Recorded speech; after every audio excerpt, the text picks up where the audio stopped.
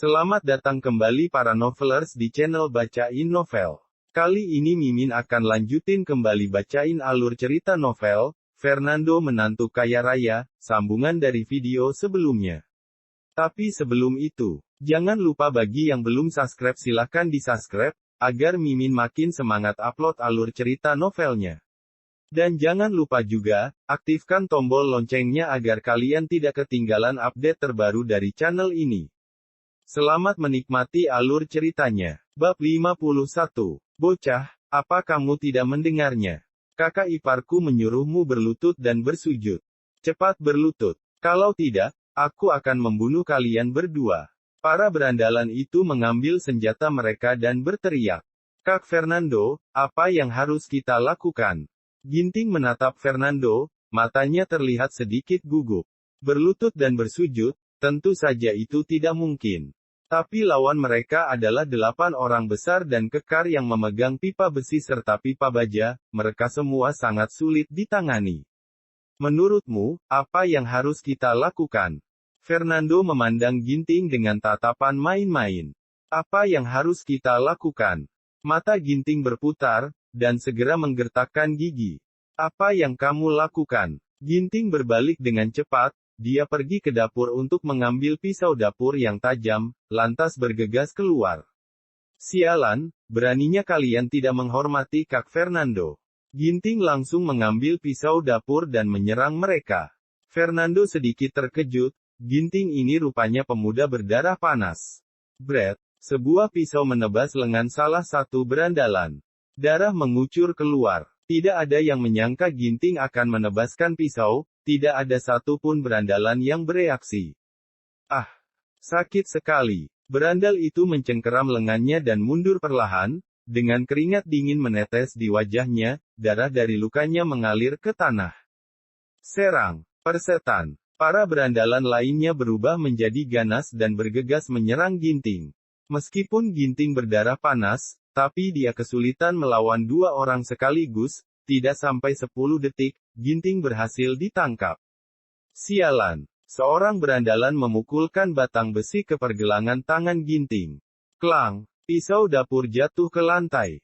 Cari mati. Bocah, jangan kabur. Bu. Tendangan demi tendangan dengan keras mengenai Ginting.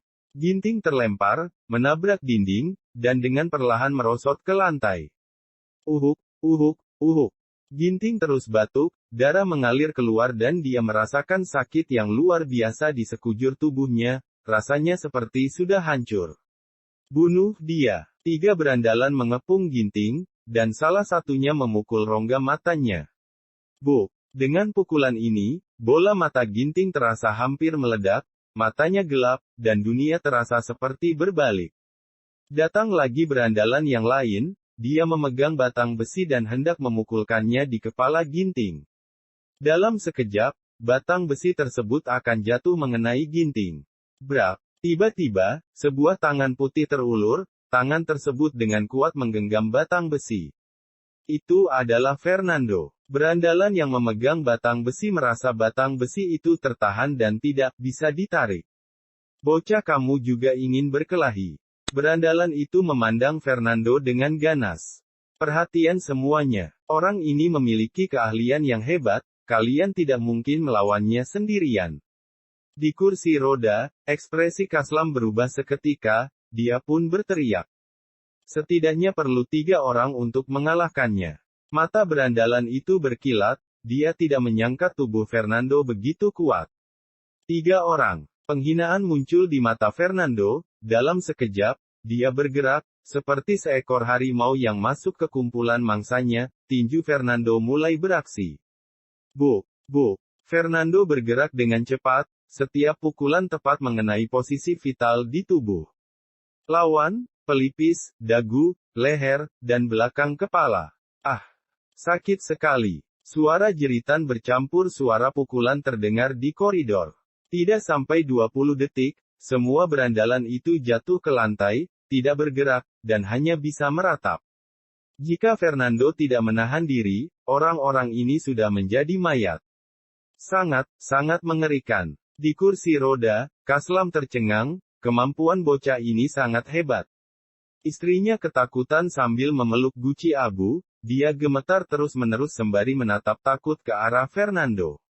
Bagaimana mungkin mereka tahu bahwa bagi Fernando, sebanyak apapun jumlah orang biasa yang menyerangnya, tidak akan ada efeknya. Tidak peduli berapa banyak orang, Fernando selalu mendaratkan pukulan di posisi yang mematikan, menyebabkan mereka kehilangan keefektifan pertempuran secara instan. Cepat, cepat, panggil seseorang. Kaslam sangat ketakutan, jadi dia mengeluarkan ponselnya dan menelepon sebuah nomor. Fernando melipat kedua tangannya, tersungging senyum main-main di wajahnya. Fernando tidak bermaksud menghentikan Kaslam sama sekali. 10 menit kemudian, orang tidak tahu diri itu, beraninya dia membuat masalah dengan teman-temanku.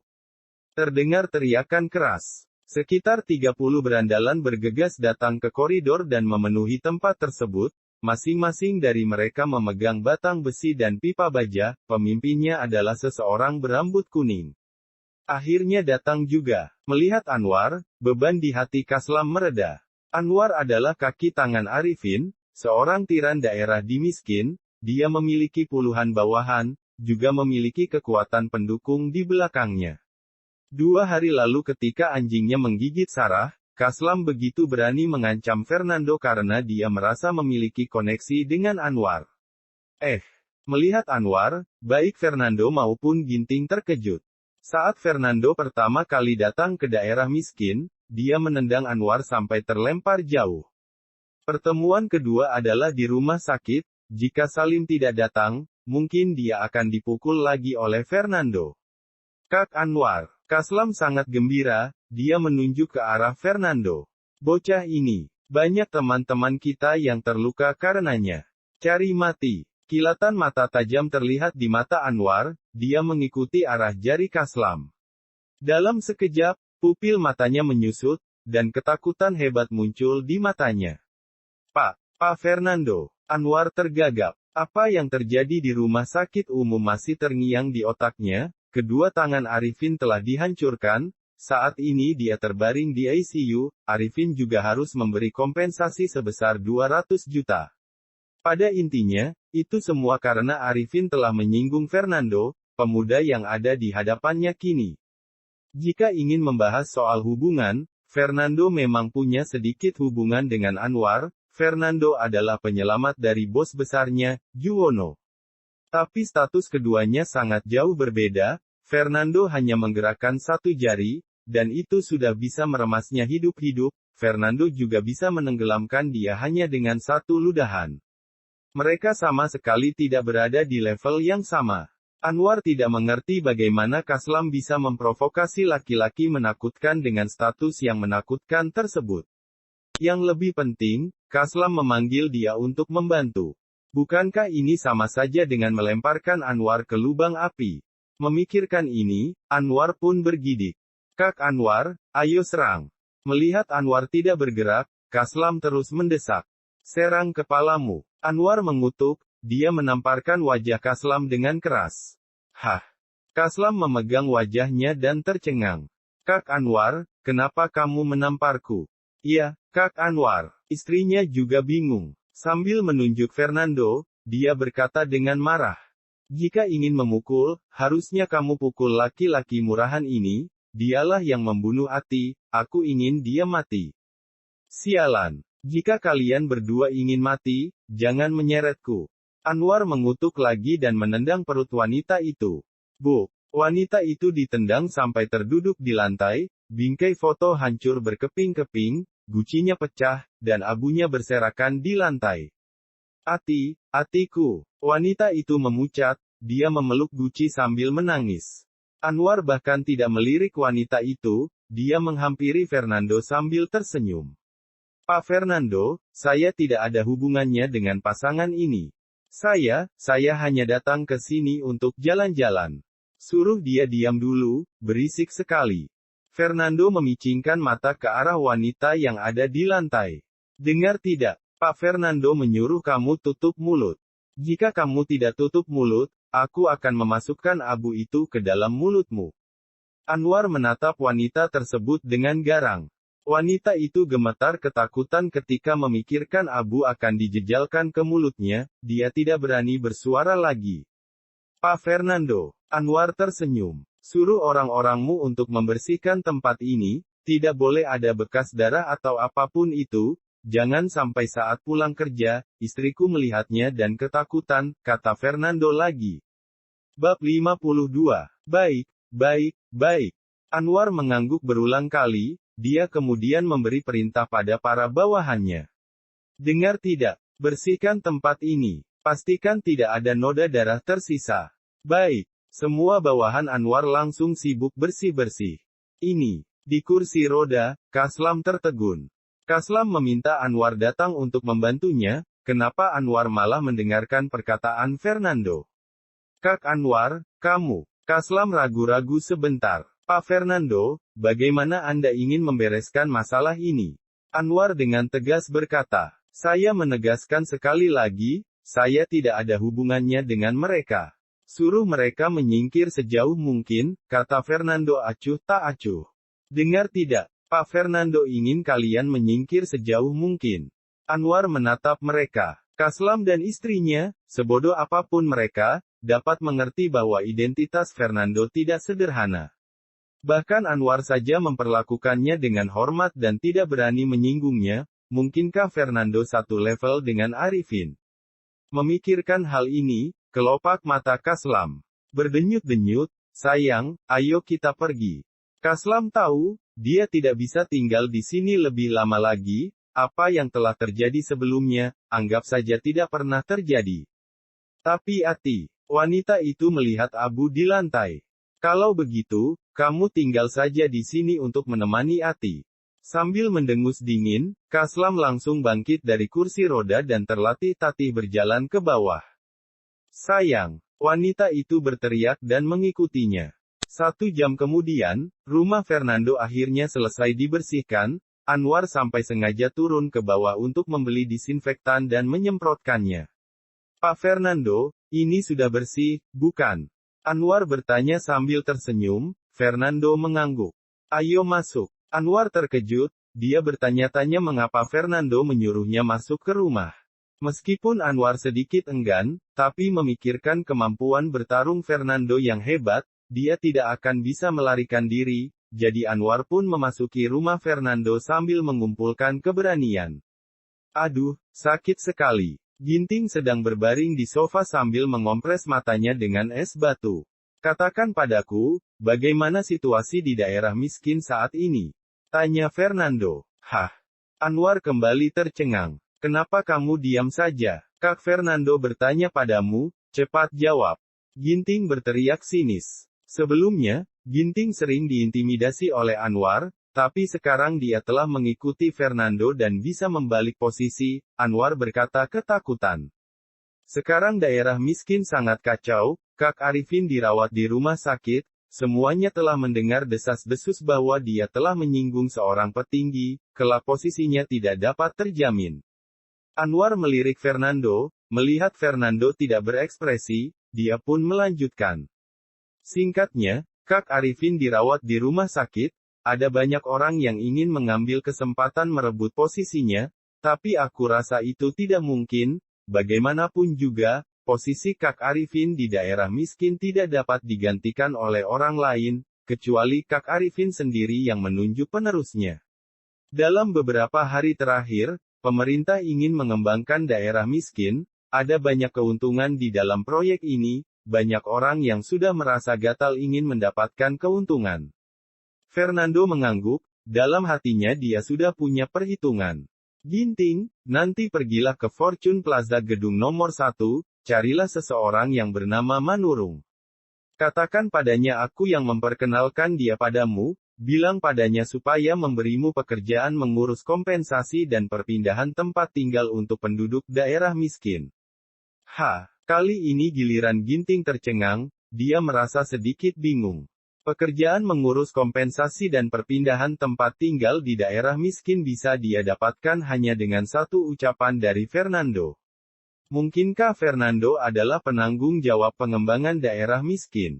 Kak Fernando, aku tahu identitasmu tidak sederhana. Ginting menggosok tangannya. Tapi pembangunan daerah miskin ini adalah sebuah proyek besar bernilai puluhan triliun, bahkan walaupun aku hanya mengurus bagian kecil, seperti masalah kompensasi dan pengalokasian kembali, tapi tetap saja itu adalah proyek bernilai ratusan miliar, apakah kau yakin menyerahkannya padaku?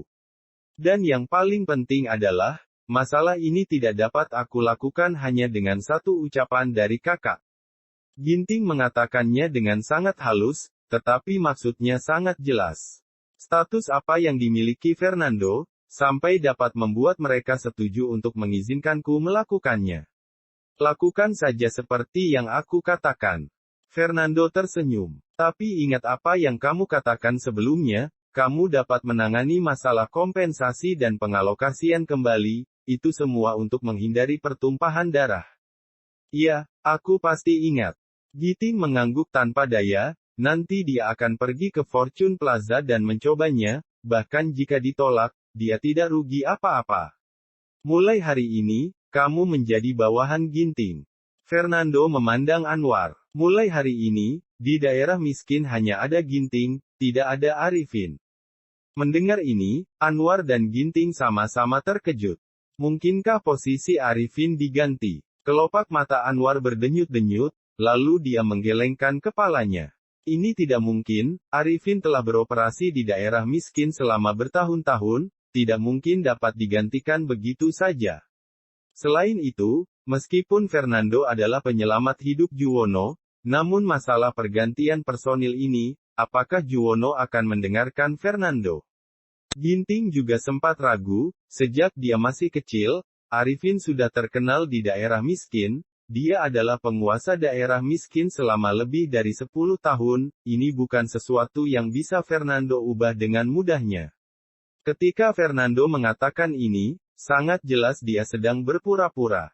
Baik, Pak Fernando, saya mengerti. Ginting tersenyum, dia ikut bersandiwara dengan Fernando dan tidak mengeksposnya. Masalah ini anggap saja seperti angin lalu. Fernando tidak banyak bicara, alasan mengapa dia menyuruh Ginting menggantikan posisi Arifin adalah, Fernando merasa ini sudah waktunya untuk membangun anak buahnya sendiri. Meskipun Juwono, Manurung, dan Kasril sangat kuat dalam urusan bisnis dan di jalanan, tapi pada dasarnya, mereka semua mendapat dukungan dari sang ayah, yaitu Talib. Fernando ingin mempunyai anak buahnya sendiri, untuk lebih memudahkannya. Sore harinya, sepulang dari rumah Fernando, seperti yang sudah disepakati, Ginting pergi ke Fortune Plaza Gedung No. 1. Melihat mobil-mobil mewah kelas atas yang terparkir di pintu gedung, serta karyawan kantoran berjas dan bersepatu kulit yang keluar masuk, Ginting merasa sedikit gugup. Apakah perkataan Fernando bisa dipercaya? Tidak mungkin dia sedang mempermainkanku, bukan? Sudahlah. Lagi pula jika ditolak pun aku tidak rugi apa-apa, paling hanya ditertawakan.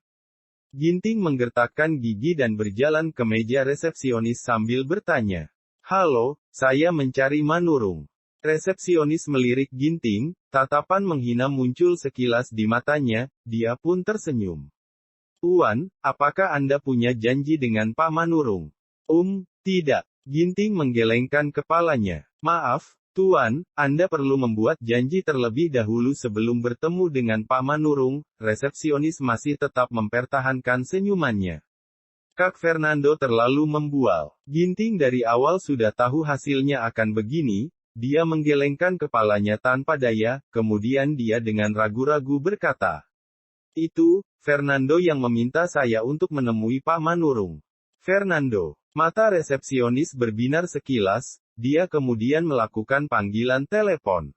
Baik Pak Manurung, saya akan membawanya menemui Anda. Setelah menutup telepon, resepsionis itu tersenyum dan berkata, Tuan, tolong ikuti saya. Pak Manurung sedang menunggu Anda di ruang VIP. Ginting tercengang, dia kemudian mengikuti si resepsionis naik elevator. Setengah jam kemudian, Ginting dengan bersemangat berjalan keluar dari gedung, jantungnya berdegup kencang. PT Nando Jaya membiarkannya bertanggung jawab atas semua pekerjaan kompensasi dan perpindahan tempat tinggal untuk penduduk daerah miskin. Manurung berjanji dalam 3 hari, dia akan mentransfer 200 miliar dana kompensasi ke rekening Ginting dan menandatangani kontrak. Dana miliaran ini merupakan dana kompensasi warga daerah miskin, kalau tidak cukup, akan dikirim lagi. Orang kaya memang berbeda. Teringat akan pakaian dan jam tangan bermerek Manurung, yang bahkan mereknya tidak Ginting ketahui semuanya, Ginting pun menjadi tertarik. Ini baru orang berstatus tinggi di masyarakat kelas atas. Setelah itu, Ginting tiba-tiba teringat pada Fernando. Bersambung ke bab 53. Terima kasih telah setia di channel ini. Sampai jumpa pada bab selanjutnya.